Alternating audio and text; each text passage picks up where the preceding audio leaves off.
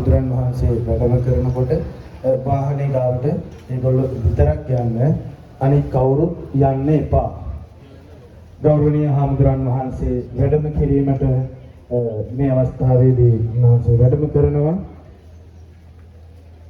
මේ උතුම් කටයුත්ත සඳහා වැඩම කොට වදාළ ගෞරවනීය මහා සංඝරත්නයට මෙහෙණින් වහන්සේලාට අපගේ ගෞරවනීය පුණ්‍යානුමෝදනාව මේ වෙලාවේ පුද කරමින් පින්නතුන්ට මේ කරන විශේෂ නිවේදනයයි ආරම්භ අනුක්‍රම සභා සංග්‍රහය ධම්පස ගොඩනැගිලි දෙනවා. ගෞරවනීය මෙහෙණින් වහන්සේලා වෙනුවෙන් ගිලම්පස ධම්පස ගොඩනැගිල්ලේ කාර්යාලයේදී සංවිධානය කරලා තියෙන්නේ. අපේ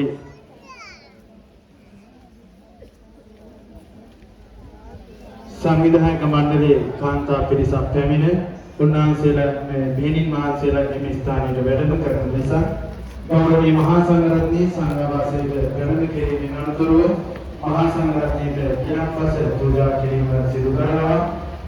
මේ විශේෂ නිවේදනය විහාරස්ථානයේ පැමිණි පින්නතුන්ටයි ඔබගේ අතුවාහන තීරණගත සහ යතුරු පැලි තියෙන්නේ අලුත් සංඝවාසී විහාරයේ. ඒ කියන්නේ මොළ වාහුවේ ප්‍රධාන පාරේ ගිහුවාම තීරණගත ගාන සහ